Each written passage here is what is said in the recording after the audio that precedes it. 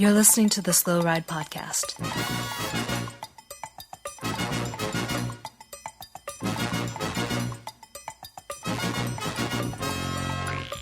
Bikes, advice, and rumors straight from the source. TheSlowRidePodcast.com and on Twitter at TheSlowRidePod.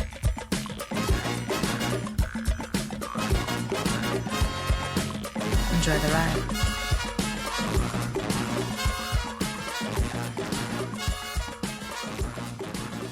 Welcome to episode 63. Hey, I'm the little guy. I'm jumping in. I'm in Minneapolis.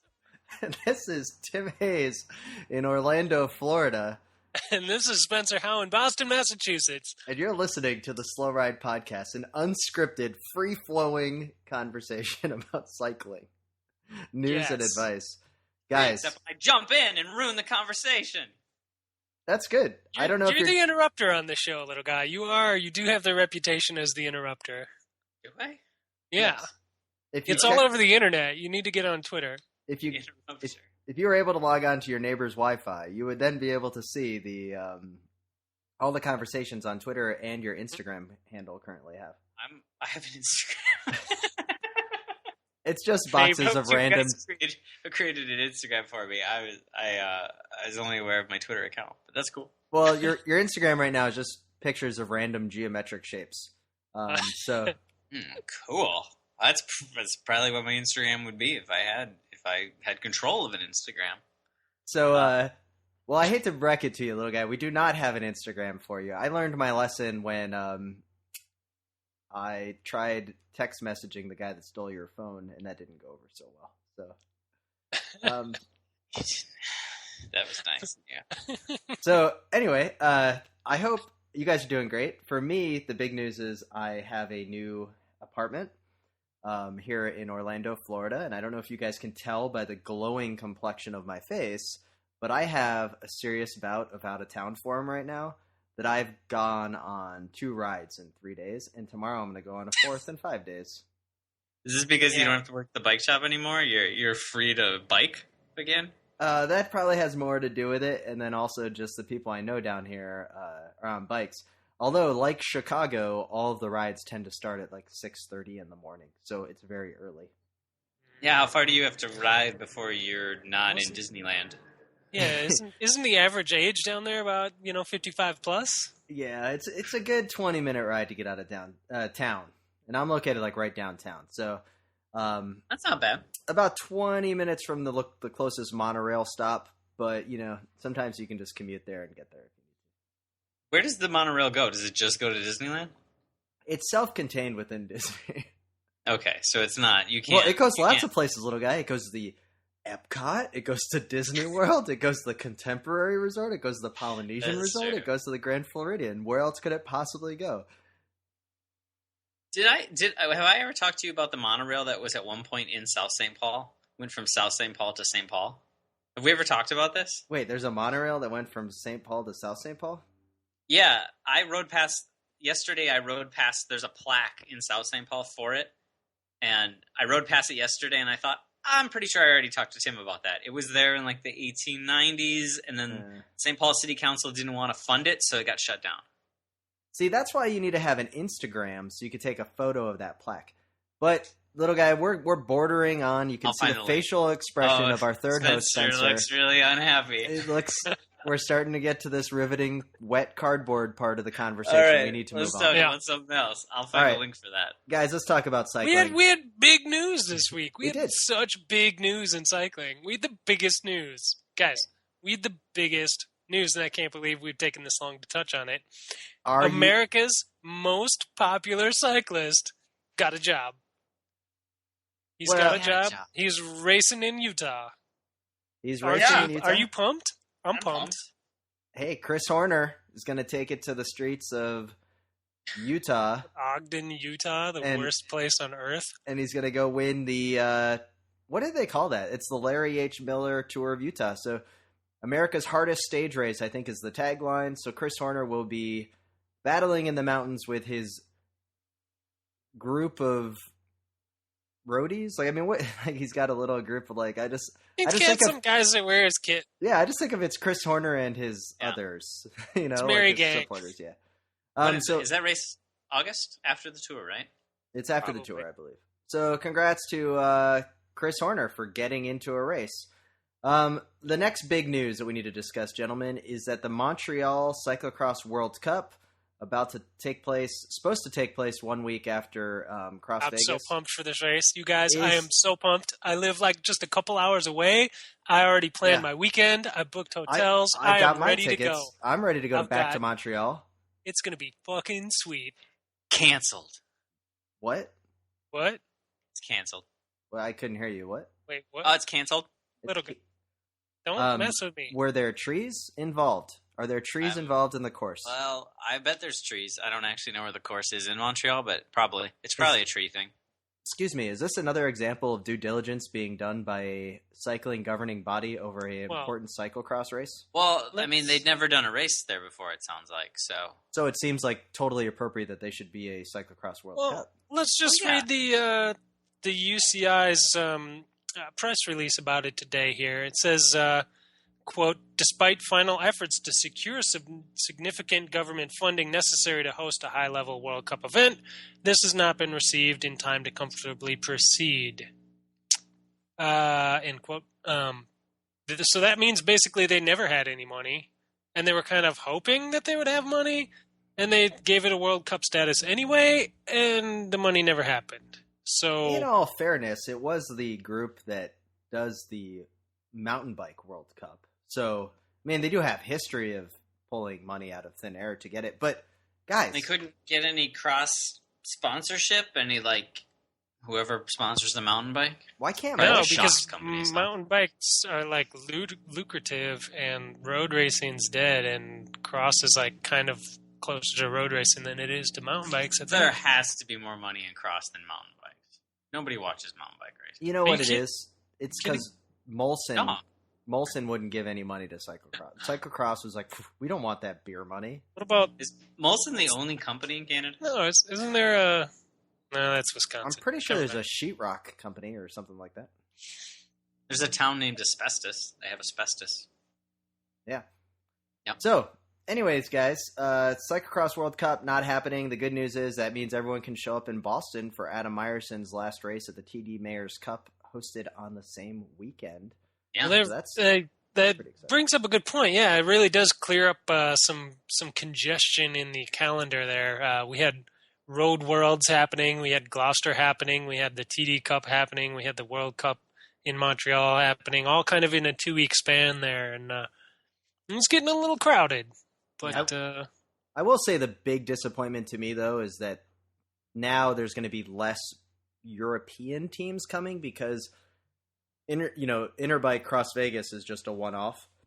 Right. Whereas it was kind of nice that if they could get 2 races in on that 2-week cycle, then it makes more sense financially for these teams to come. Right. Well, I don't think anybody's going to skip a World Cup. Anybody who's actually trying to place in that competition, which just sucks for them that they have to fly literally halfway around the world to get to Vegas and then go home. They just save some money. But all those guys want to come to Vegas anyway, so I'm sure it's okay, because it's such a wonderful place to spend. I mean, there are 2 places that any European wants to go in America, and it's New York City and Vegas, and we all know that. And maybe Miami. Miami's probably 3rd. You know, originally, but when we were writing the notes for this show, I was really hoping that it was going to be Tree People that caused this, but it just seems like a lack of due diligence by the UCI, and that is completely shocking. That is really pretty out of character. Other news, as we just kind of go through the roundup before we get the big deal about the Tour de France, let's talk quickly about USA Cycling. There's the report on Cycling News that a rider was fined because of Twitter comments at the Amateur Road Championships, and now it turns out the official has spoken and said it was because the rider swore to volunteer. And... called him a dick. Yeah. So I've probably said worse than a race. I've said worse. Yeah. I've said worse to an official, and I've gotten a warning. But yeah, the writer seems to, we all jump to conclusions. I really like the idea that it was because of his Twitter comments. And I'm just going to say, keep tweeting, buddy. Like, we all need to be able to say these kinds of things on Twitter. But you probably shouldn't call a volunteer a bad word. If his race experience is true, he should have called everybody there a dick. Well, little guy, it sounded terrible. Little guy, the race Bible said no neutral feeds, despite it being 110 degrees and zero sag support whatsoever for riders dropping out. I don't know. I'm with this guy. If you pay $100, you have a right to be pissed off at USA Cycling for everything that happens that day. I don't care if like you go to order pancakes and they're like, oh, we just ran out of batter. Fucking USA Cycling did that one. $100 for a bike race? That is a lot of money. That is a lot of money. What? How could they not have neutral support with $100? Where is that $100 going, other than into the coffers of USA Cycling to spend on some probably crap going to the live feed. It was probably going to the the 5G not to podium. the sag wagon. Yeah, probably somebody had to build that podium, and they need to use a good quality wood for that. Well, there's a lot of money on a podium because you need to put up 5 spots on the podium, and in addition, you got to have a space for a podium bike, which now has hit USA Cycling Amateur National Championships, and it finally got to the point that the director of the USA U23 road team got on Twitter complaining about the amateurs bringing bikes up to the podium. And guys, it is ridiculous, the amount of bikes and it's spreading. It's metastasizing. Is that right? I think so. Metastasizing, I think. Yeah, whatever. At Nationals. But let's move on to other news. How come the bucket didn't take off? I tried. Yeah, the podium bucket I thought that was gonna be the key. It was a flash in the pan. It had there were a couple of alternate buckets that did show up, so maybe I gotta get a new. Maybe you just needed another podium there, little guy. So that's gonna be harder than a prop. And we're gonna get to the tour, but guys, 2 things coming out of Boston. The first thing out of Boston, real quick, the Boston Globe is reporting that they can't find space to put the velodrome for their Olympic 2024 bid, which isn't going to win anyway because no one in Boston wants the Olympics to happen. But they can't find a place for a velodrome. I think Minneapolis wants it. We do. Yeah, Minneapolis has one. I mean, sorta. It's on life support, and it's sort of just like waiting to fall down. I've been hearing that for 15 years. Yeah, it's been about 15 years that we've been hearing that the velodrome is going to fall down in the next year. But regardless, it's not, and the one in Minnesota is going strong. But let's talk briefly about this. In the article, they talk about how velodromes are money-losing propositions, and no one wants it. And it's like, there's a lot of truth there. But it would be really nice to have a velodrome, but some of these towns just don't want it. So I would suggest that we just cancel all track racing for the Olympics and put cyclocross in. Don't you think it's a little weird for somebody planning the Olympics to complain about part of it being a money waster? Because the whole thing, as if all the other things are going to make money after the Olympics. Plenty or of people, any sense. Yeah, plenty of people will be Olympic diving after the event is over. Yeah. We're going to need at least 5 new stadiums after the Olympics. I think equestrian, uses, that stuff will just flourish in Dorchester where they're planning to put it. Really? They're putting the equestrian? You're kidding. Are you serious? It's going to be awesome. I'm going to get a horse. It's going to be right down the street. That'd be fantastic. Man. That's going to be awesome. You should. Yeah. You should get a horse. So, there honestly, there's not a lot of space in Boston. This place is pretty jam packed, full of garbage that nobody, really needs here. But there's not a lot of room for stadiums. I'll tell you what. What is the garbage that's packing Boston so tight that they can't move? Little guy, the garbage that's packing Boston tight is happening at the crits in the New England area. What is that? That was a terrible segue. It is. No, the streets here are tiny. Everything's packed in, and there's houses and buildings everywhere. And there's there are no wide open spaces. When you lived here, you complained that everything was too far apart. I don't want to hear it. Yeah. Hey guys, don't mind me. I've got another cool Boston story that's taking over the internet. All right. And it's all over. Hey, did you guys Nobody cares about this story. No one cares about this story except it's been picked up on major news outlets of a racer in Boston punching someone else in the race. Well, this is a racer in Fitchburg, which is totally different than Boston. Wait, that's not Boston? Oh, no. How far away is it? It's about an hour and a half. Okay, so it's Boston. Greater metropolitan area. That's like somebody in St. Cloud, little guy. All right. They wouldn't call that Minneapolis. So the guy's name, it looks like, is Jerome Townsend. Punched someone else after the race was over, and it was caught on camera phone, which I want to say, the guy that took it put it up on Tout, which is like 5 steps below everything. Yeah. Like, I didn't even know Tout still existed. So... take it away, Spencer. I think worse than that, it was on the live feed. This grid had a live feed, and it was on that. Oh. So everybody saw it. This guy... Except for me, because I wasn't watching the live feed, so whatever. Oh, man, it was weird because I saw it come up across Facebook, and then it was like radio silent of all of my friends in the Boston area as far as what happened. Like, everyone was like, I don't want to talk about it. And it's like, no, it's all over the internet. Like, this thing's going to blow up. So, Spencer, what do you know? You're our man on the street. Yeah, we still don't want to talk about it. I mean, I don't know. I wasn't there. Little guy, did you see it? I'm sure the elbows were... Nope. All right, well, a guy got punched in the face a couple times when he was already down on the ground, and then all of a sudden the video... the guy fell down and then the other guy punched him? Or the guy punched him down and then punched him more? I don't know. All that the video shows is a guy lying on the ground getting punched in the back of the neck by another guy. After 2 punches, he gets up and tries to roll away, and some guy says, chill, man, and then that's it. Yeah, so basically, it's a non-story. I don't know what happened. Like, yes, totally a non-story.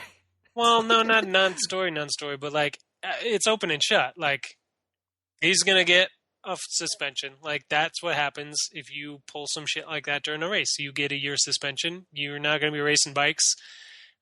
Which sucks for him because he's a, Cat 1, like, used to be pro on the Mountain Khakis Smart Stop team. Like, he's been a legit fast guy for a long time, and he should definitely know better.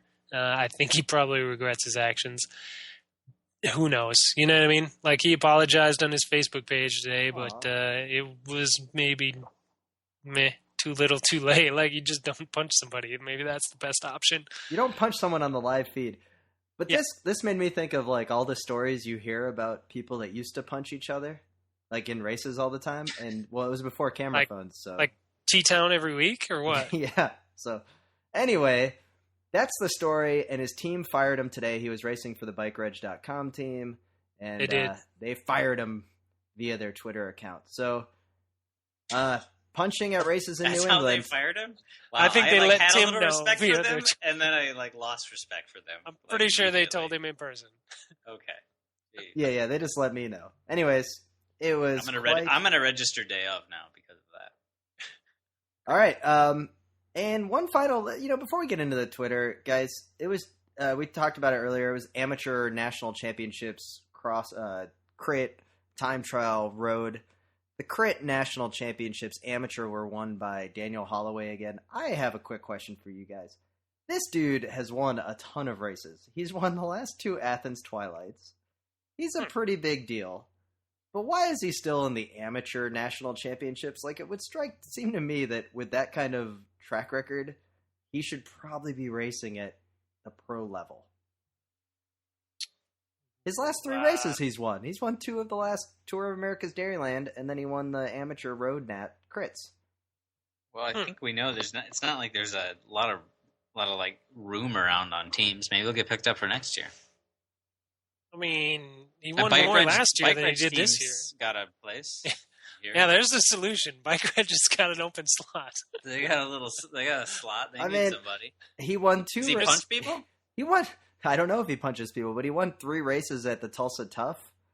It just seems that with that kind of track record that he should be good. Do you think he's asking too much of a contract? That's just what I was going to say. Do you think he's like asking for $1 million or what? Like, dude, like what? 1,000 because it's pro cycling in the United States. I really want, like, Daniel Holloway. You need to be on a good team, and we can be your agents to make that happen. Yeah.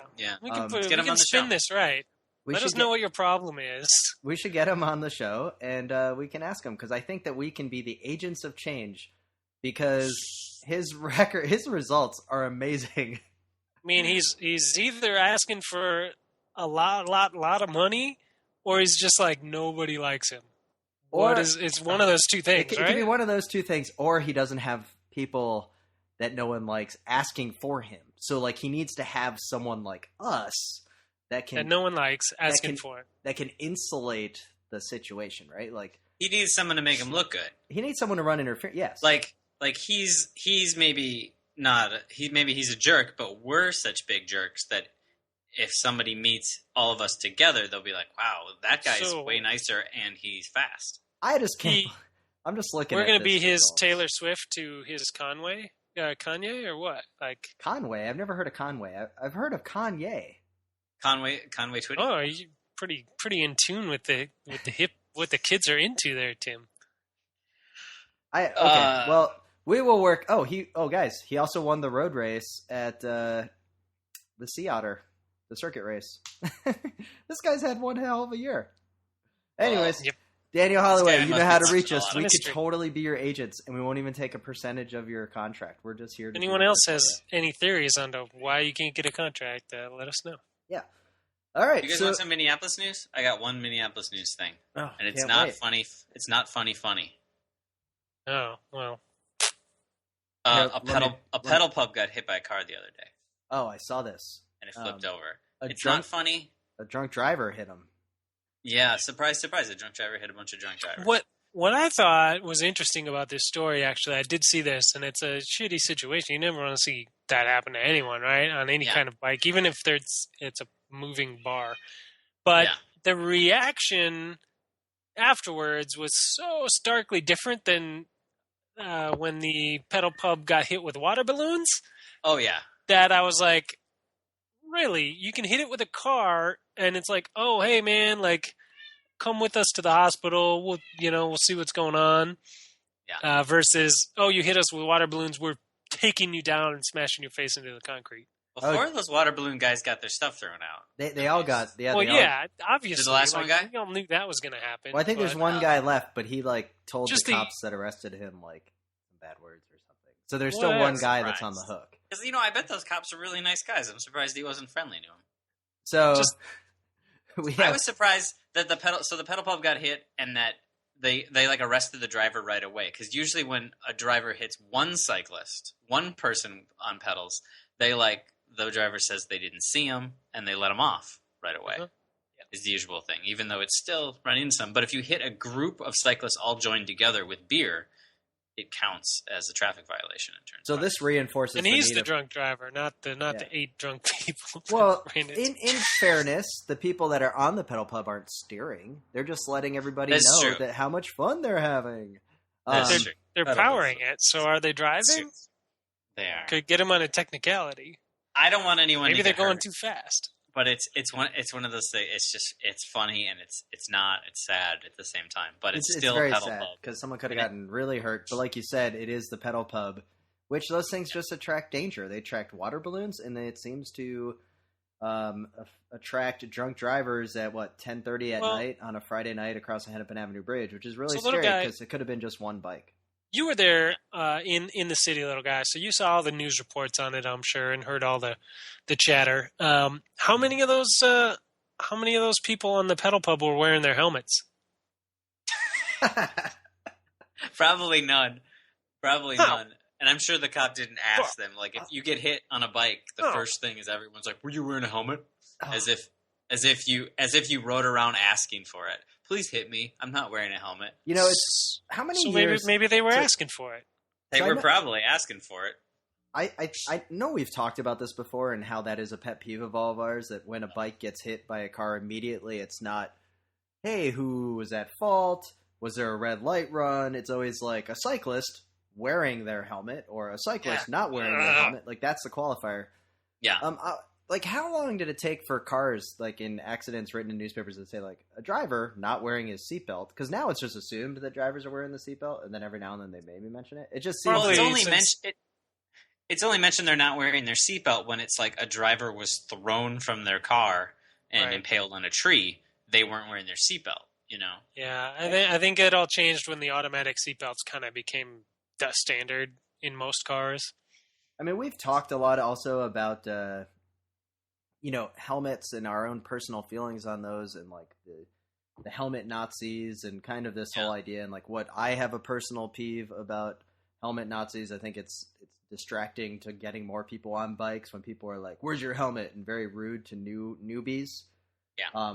At the bike shop, that was something that we always tried to do. We always tell people to wear their helmet. We'd suggest wearing a helmet. We'd love for them to come on rides with us wearing their helmet. But sometimes there's new people that just don't have a helmet, and you can't like immediately shun them because they don't have a helmet. You need to like encourage them to get a helmet and still have a fun time with you, even if they're not having a helmet, and then maybe then they'll get a helmet, purchase one to protect themselves. Yeah. And it just, it really makes me mad. Yeah. I think I think the way to end the pedal pub scourge is potentially to make a rule that if you're on a bicycle that's serving alcohol, maybe you should wear a helmet, and then none of those people will want to do it anymore. Man, if you're on a bicycle serving alcohol, you should not be on the road. You should just be like on a bike sitting at a bar. Hey. So, little guy, if you were riding around the streets of Minneapolis with or without a helmet, with an open beer drinking, do you think you could be like, dude, I'm a pedal pub? I don't know. We should probably find out the strict technical definition of a pedal pub and then skirt that line between to drunkenly flaunt that rule as long as we can until maybe they ban all pedal pubs. Yeah. I think the key is that a pedal pub is considered a limousine, right? Or something like that. Anyways, let's move on from pedal pub conversation. Let's move on from other things. Let's talk about one of our tweets we got from Colin Hurley this last week. He was sending us a Instagram video via Twitter in which he was wearing his helmet backwards on a local trail. And of course, he was sitting there on a park bench when another cyclist rolled by, saw him with the helmet backwards, and kind of just gave him like the, dude, your helmet's on backwards look. And then he was really, really embarrassed. He was doing it for the joke, doing it for the laughs, for the internet fame, and then he got spotted, and then he felt a little embarrassed. And brought a little joy into the world, though. Thanks for taking one for the team there, Colin. We appreciate that. Let me do a shitty one first, and I'll work up to it. This is Eric Saunders. You're listening to the Slow Ride Podcast. Ain't no rookies in here.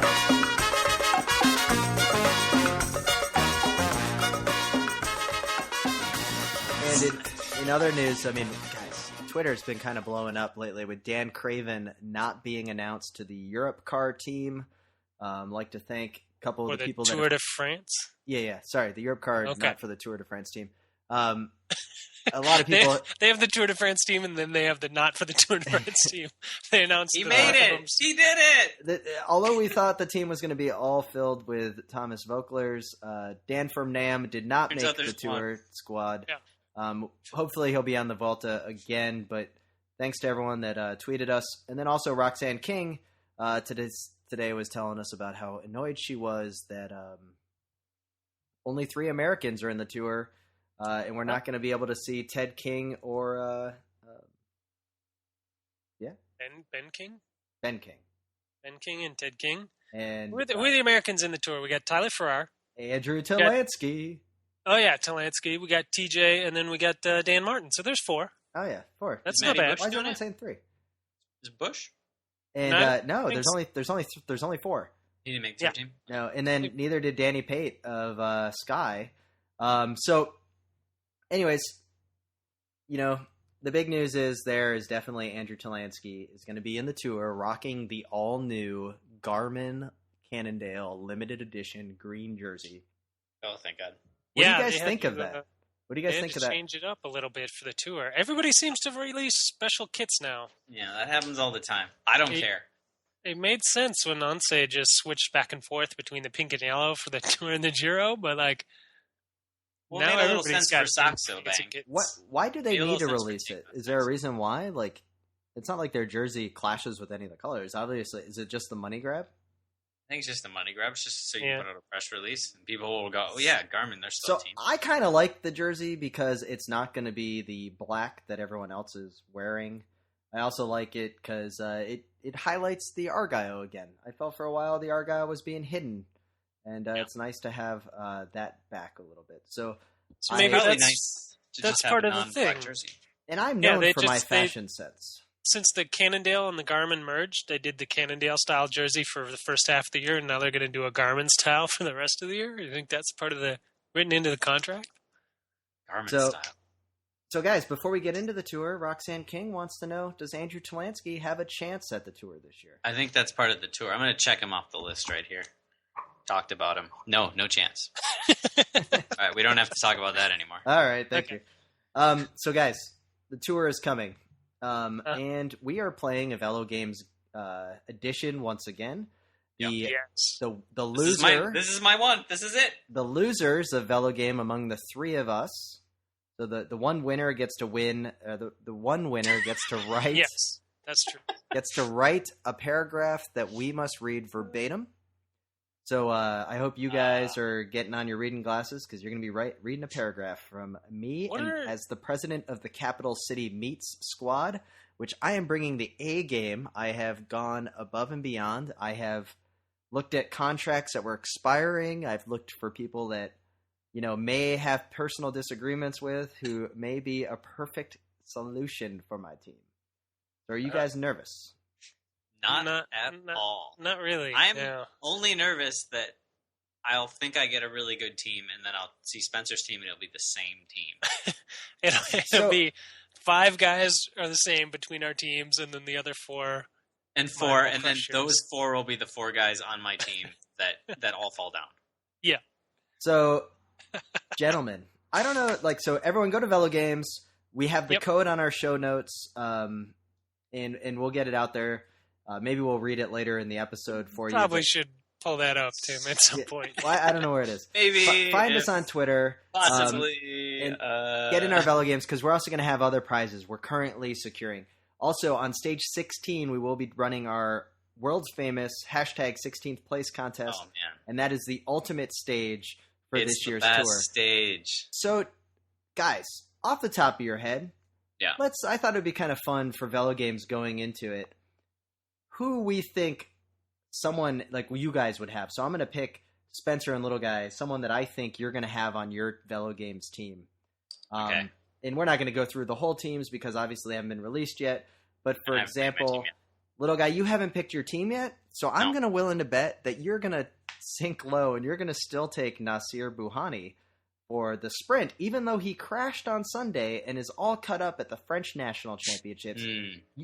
That's the type of sprinter that you're going to get, a sprinter that just doesn't perform well.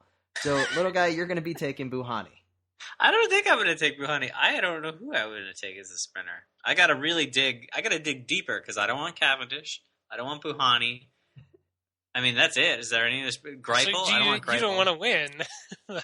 Is the sprinter Falou racing? I think only the climber Falou is racing, not the sprinter Falou. You picked the sprinter Falou last time, and it didn't really pan out for you. I want to believe. I mean, for the listeners who are maybe newer to the show, we've done this for the 3 Grand Tours last year and for the Giro earlier this year, and the results have been the same in every one.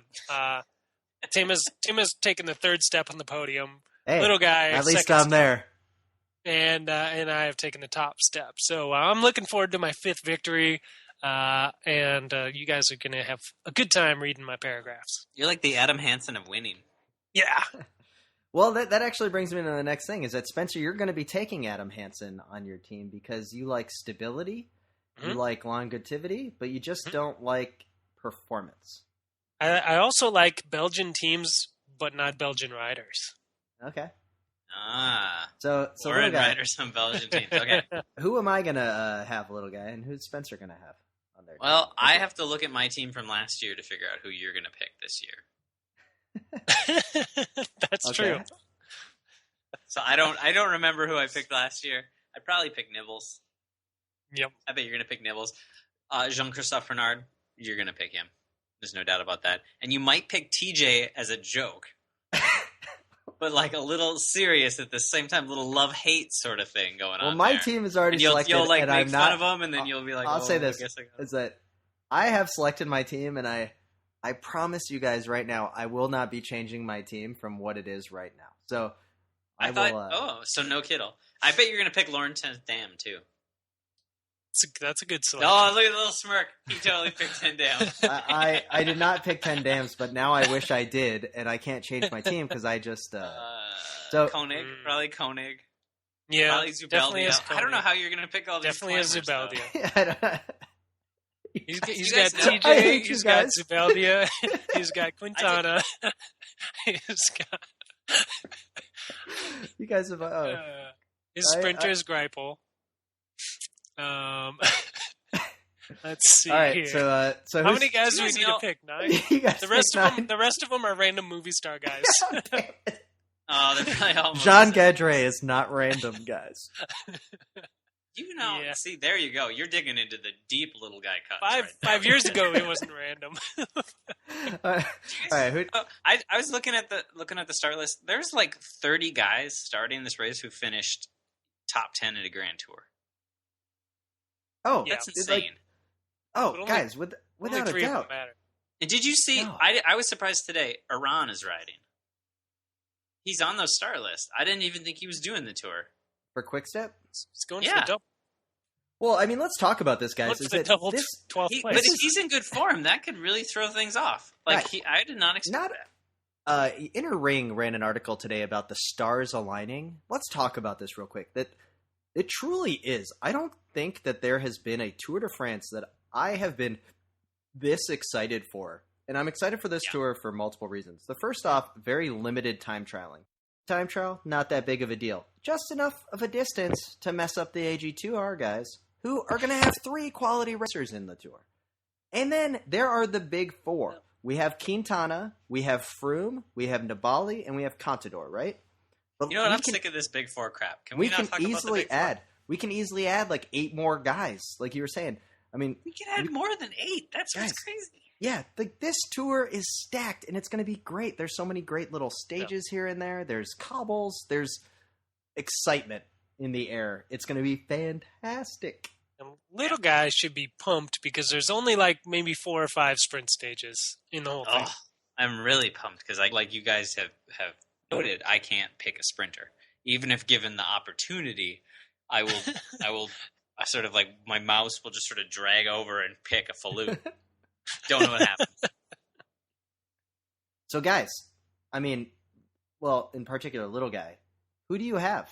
Like, who are your B+ players? My B+ players. I don't know. I'm excited about, like Kelderman. I think he's going to have a good race. He's had a quiet year. I think he's been secretly preparing. I think. What about Molina? I think Molina. He's on that Trek program now, so I don't know if stuff's going as well. It should. Did you notice your boy from Netherlands Lotto, Steven? Yeah. He's riding. I don't know if he's there to just probably help out Ten Dam and Kelderman, but that's a powerful threesome on that team. Yep. I don't know. Navarro, Confidence has nothing to do now. Yeah. Who's Katusha? All they got is who does Katusha have? Rodriguez. Exactly. Like another, and this may be the perfect tour for him. Guys, this is an awesome tour. He's getting too old. If they would have made this tour 3 years ago, he would have won. Dude, he's going to have old man strength like Dennis Menkoff. So, Dennis Menkoff had biological passport manipulation strength. I think that's been proven. It's a little different. And what about Terame, you guys? He's gonna just ride. He's gonna do the Landa. He's gonna do the Landa. He's gonna be pacing Nibbles, and then suddenly be like, "Oh my God, Terame is stronger," and then he's gonna fly away. So will what will be the top placed Frenchman? And I know you think JCP of AG Tour, our little guy. Yeah, JCP. It's Thibaut Pinot. What about Pinot? There is no other Frenchman in this race other than I know Pinot. there's not a lot. So here's the reason it won't be. I know there's not a lot of time trialing, but Pinot can't time trial, and JCP can. And if you remember last year, who followed Nibbles? Wait. Who followed Nibbles on all the non-top finishes? Let me just interrupt you and jump back to that last time trial a bit. How did the French he DNF'd. Work out. Oh, okay. Moving on. He was having stomach issues. So I know he's had a little nervous. problem this year. Little butterflies before the tour. Yeah. So I'm a little worried. you don't think Romain Bardet? You don't think he might be the best? You don't think Thomas Voeckler's little lieutenant is finally going to break out of a real tour win with a contract year? Is he up for contract? Is this a little bit super the Europe car managers everyone have said please don't negotiate contracts till after the Tour de France. I think the thing that all our fans of the pod here are taking away now is that they should definitely play poker with Tim because he's pretty easy to read and they're going to go home with lots of money. You guys want to know what I'm not thinking? I'm not definitely don't have a Europe right car. Anyway, that's a good point. Those guys, one, he used to be the best Frenchman, and now he's not, and two, he's out of contract at the end of the year because his team's going to disappear. So, probably needs to put in a good ride. Tommy V needs to stage this year, not like last year. We do have 3 quality Americans in the Tour this year. Who will be the top placed American in the Tour? I'm sure we just discussed there being 4 Americans in the Tour. Sorry. There's 4. I checked him off, but it's Talansky. You think Talansky over TJ Van Garderen? Yes, I do think so. I don't think TJ's gonna way that happens. TJ is gonna come undone on that cobble stage, and Talansky's gonna be fine. Talansky's gonna have like Navadustras or whatever, and all those and Jack Bauer and stuff to like float him across the cobbles. No problem. He'll have Ryder like looking like a weird messed up giraffe next to him. No problem. Or TJ is not going to have Greg Van Avermaet to shepherd him through the cobbles? Greg's going to drop his ass. You know it. Greg does not care about helping TJ. Greg wants a stage win. You know.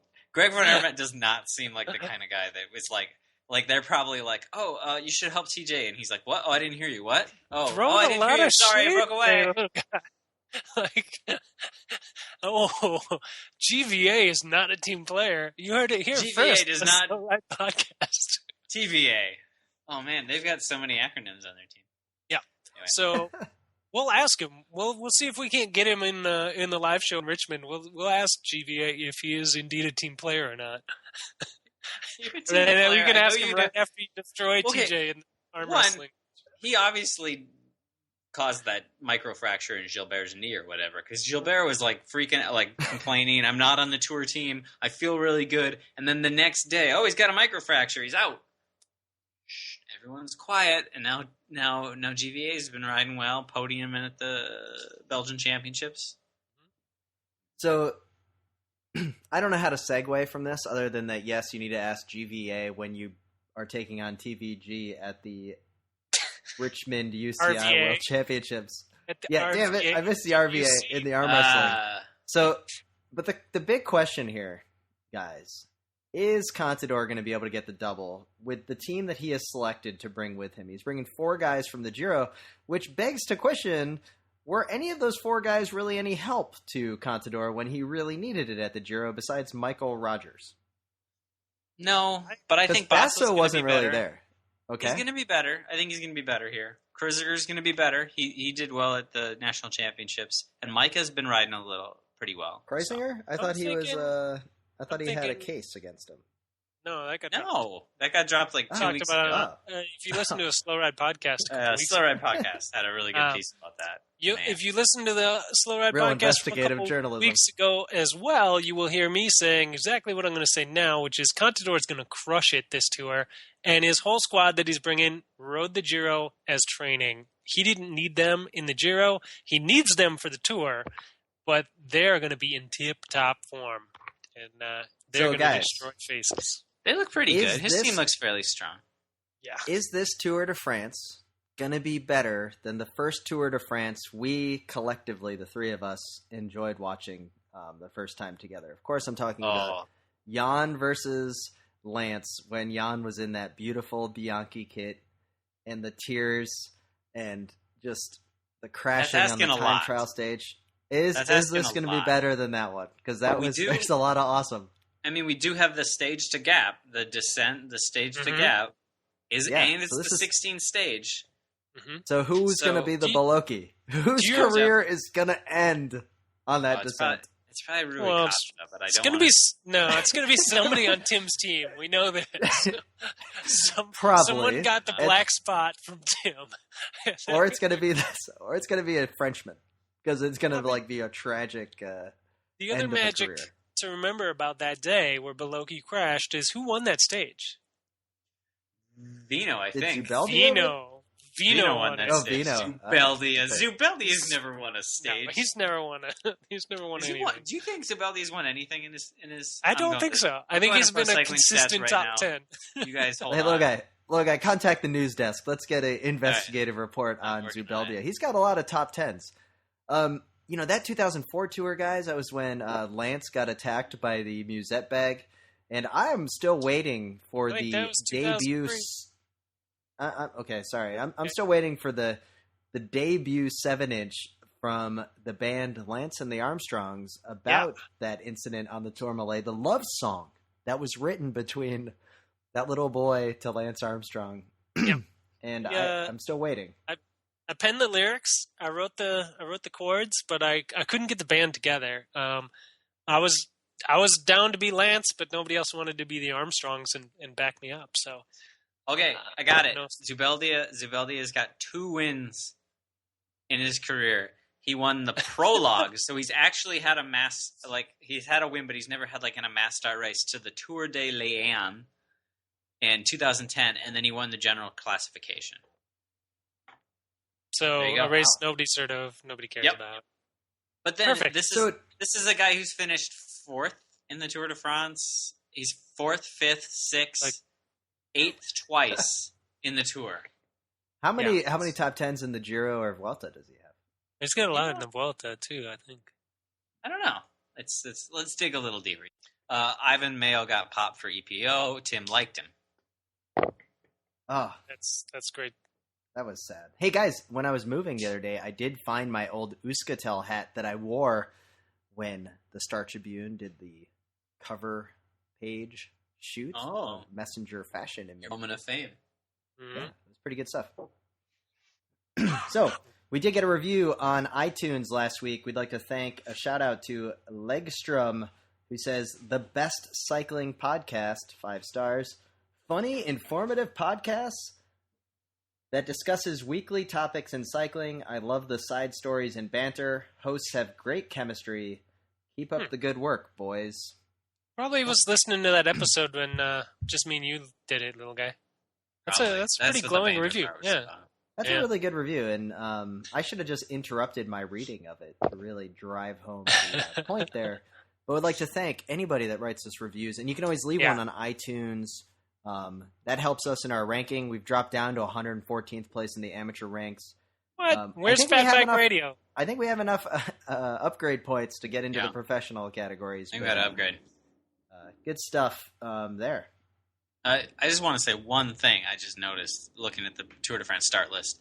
I didn't get Spencer a physical birthday present, but I'd think I had a little hand in getting Pipo Pizzato onto the Tour team, despite the fact that he hasn't done anything in about 4 or 5 years. So little birthday present to you, Spencer. Pipo's in there. Guy. And Luca Polini's in there, so hijinks shall ensue. Hijinks will abound. Yep. Yes. Excellent. Now, you guys can always email us at theslowridepodcast@gmail.com, and you can also reach us on Twitter at theslowridepod. Yeah, and you know what? We were mentioning earlier about our velogames league and how you can play that. Tim didn't have this information on hand at the time, but if you want to join our league and also defeat Tim, you can join Velogames League 252-155 and play along and So what's the best? Do we have any good team names this time? My favorite, personally, I just saw a new one here that I actually like a lot called the Podium Bucketeers. Ooh, that's good. That is an excellent team name. That's awesome. We have my favorite. I was going to say before was Inspector Schleck. That's a great one. Very good.